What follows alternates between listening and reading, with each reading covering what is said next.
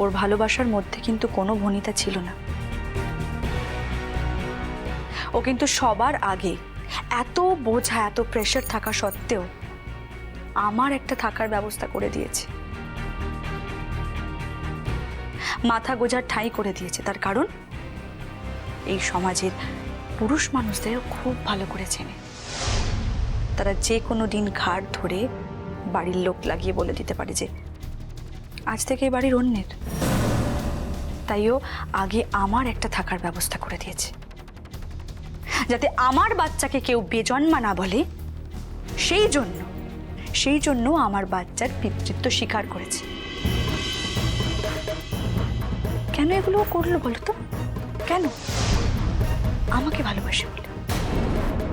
এটা তো আমি ভুলতে পারবো না অর্চি। আর আমাদের সমাজে অনেক অনেক অপরাধের বিচার হয় না, আবার অনেক এমন অপরাধের বিচার হয় যা হয়তো আইনের কাছে দাম আছে, কিন্তু একটা মানুষের কাছে তার কোনো দাম নেই। তুমি আমাকে এখানে আজ কেন ডাকলে মন? ওর দোষগুলোকে জাস্টিফাই করবে বলে? কথাটা উঠলো তাই আমি বললাম, না হলে আমি কেন শুধু শুধু বলতে যাব? তুমি শুধু শুধু আমার কস্টলি সময় নষ্ট করলে। এরকম কিছু একটা হবে আগে জানলে আমি কিন্তু এখানে আসতাম না। দেখো, আমাদের তো ভদ্রলোকের কাজ, কারো মাথায় টুপি পরিয়ে আমাদের কোনো কাজ চলে না। তাই শুধু শুধু এখানে একজন চিটের প্রমোশন দেখতে এবং তার গল্প শুনতে আমি না এলে ভালো করতাম।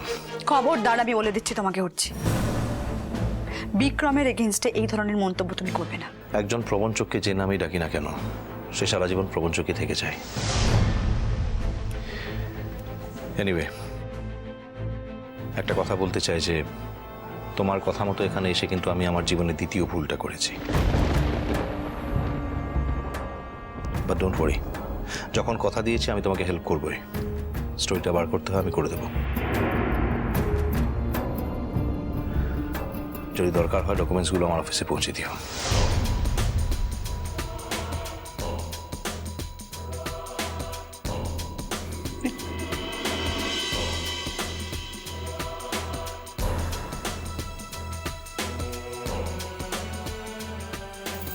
বিক্রম, ম্যাম সাহেব, আমি তোমায় একটা কথা বলি।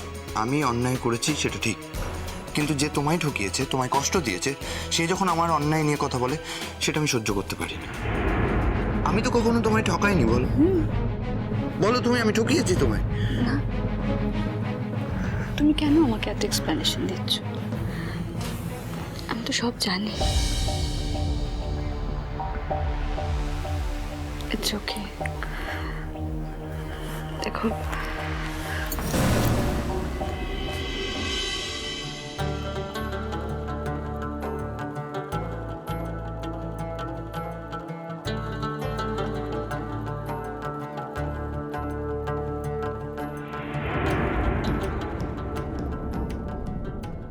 বাহা,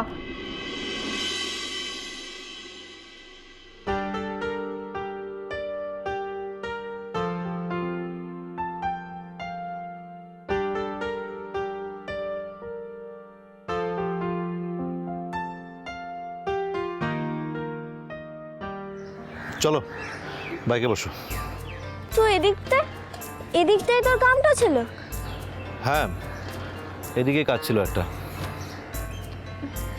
মনে তো হচ্ছে এদিকতে মু এসে আনছি। এদিকটা দিদিমণির ঘর না? হ্যাঁ, এখানেই ওদের ফ্ল্যাট।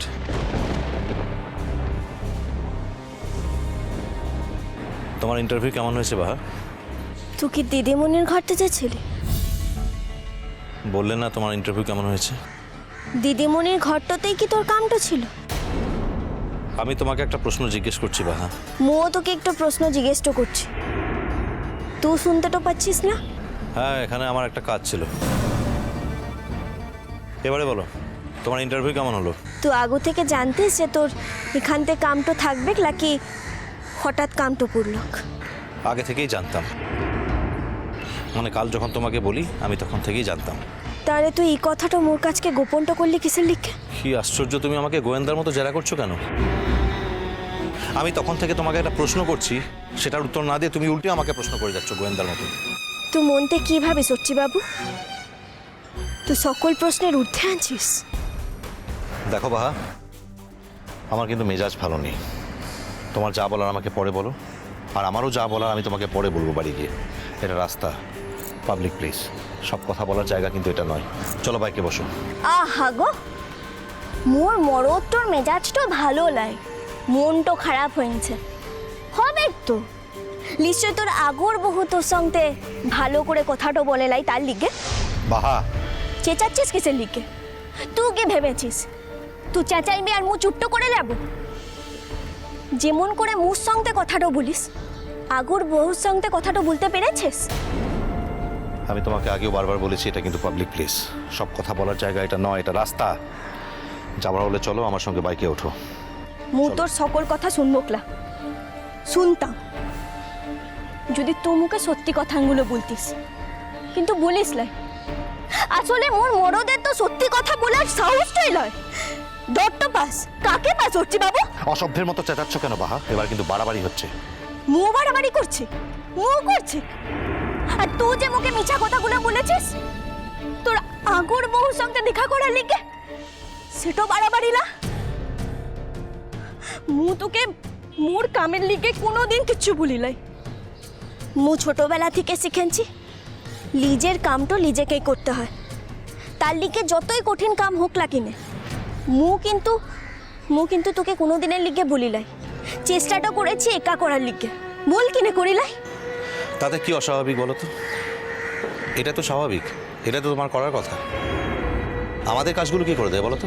হচ্ছে বাবু, মোর লিগে যেটা স্বাভাবিক সেটা সকলের লিগে লয় কেন? তুই তোর আগুর বহুর ঘরতে চা খেয়ে গল্পটা করার লিগে তো যাসনি, নিশ্চয়ই কোনো কামটাই দেখছিলি। আর এমনই কাম যে আগুর বহুর জন্য তোকে মোর কাজকে মিছা কথাটা বলতে হলো। আমি কিন্তু কোনো মিথ্যা কথা বলিনি বাহা, এবার কিন্তু তুমি বাড়াবাড়ি করছো। বুলেনছিস, 1000 বার বুলেনছিস, লাখবার বুলেনছিস। না হইলে কাল যখন মু তোকে রিকোয়েস্টও করলাম মোর জীবনের প্রথম ইন্টারভিউতে তোকে মোর সঙ্গে যেতে, মু কিন্তু যেতেটা পারবো ক্লা তার লিগে বলিলাই। বলেছিলাম একটু বহু তার মরদের কাছকে আবদারটো করে। তুই মোর কাছকে বলতে পারতিস সচ্চি বাবু যে তুই যেতেটাও পারবি ক্লা, তা না করে তুমুকে মিছা কথাটা বললি। দেখো বাহা, আমি তোমাকে আগেও বলেছি, এখনো বলছি, ভবিষ্যতে বলবো, আমি কোনো মিথ্যা কথা বলিনি। আমার সত্যি কাজ ছিল বলে আমি তোমার সঙ্গে যেতে পারিনি। সেই কাম তো কি করছি বাবু? তোর আগর বহুর ঘরটাতে যাওয়া? মু তো শুনেছি এখন তার মরদ টোলাকে জেলে আনছে, আর ইমনই কাজ যে এখনই তোকে ওয়ার সঙ্গে দেখাটা করতে হলো, তাও আবার মুখে মিথ্যা কথাটাও বলে। বাহা, আমি আগেও বলেছি সীমা ছাড়িও না, তুমি কিন্তু এবারে সীমা ছাড়াচ্ছ। কি করবি? মারবি মুখে? মার কিনে এটাই আর বাকি রাখবে কিসের লিগে? যে স্বামী স্ত্রীর ভিতরতে সত্যি কথা বলা সহজ সাহসটুকুলেই তাদের ভিতরতে সব কিছুই হতে পারে। তুমি আমার সঙ্গে বাড়ি যাবে কি না স্ট্রেট বলো। জোট্ট খাটাইছিস? মু যখন ইতোটা পথ একা আসতে পেরেছে, একাই যেতেটা পারবো। তোর গাড়িতে যাওয়ার দরকার তো লাই। জেদ থাকা ভালো, কিন্তু অন্যায় আর অকারণ জেদ কিন্তু নিজের ক্ষতি করে, সেটা মাথায় রেখো। তোমার সঙ্গে বা তোমার চারপাশে যারা আছে তাদের মনে থাকা তোমার প্রতি ধারণাও কিন্তু বদল ঘটায়, সেটা ভুলে যেও না। শুন শুন কিনে দাঁড়া, কিনে উঠছি বাবু। তুই একটু কথা বলে চলে তো যাবি, সেটা তো হবে না। তুমি রাস্তায় দাঁড়িয়ে যেরকম অসভ্যতা করছো, এখন এখানে তোমার সঙ্গে দাঁড়িয়ে কথা বলতে আমার সম্মানে লাগছে। তাই লাগে? আর একটু আগুতে যে তুই কামটা করেছিস সেটা করতে তোর অসম্মানটা বোধ হয়নি? তোর আবার সম্মানটা? তোমার সঙ্গে আমার কি এমন কথা হয়েছিল যে হাজার প্রয়োজনে আমি ভবিষ্যতে মুনের বাড়ি কখনো যাব না, এমন কথা হয়েছিল কি? তোর সঙ্গে মোর কি কথা হয়েছিল সেটা মু বলতে তো চাই না। আর একটু কথা কি বলতো, এক জিনিস দেখতে দেখতে না মোর ঘৃণাটা ধরে গেছে। মিষ্টি কুটু মিষ্টি কুটু মিষ্টি কুটু।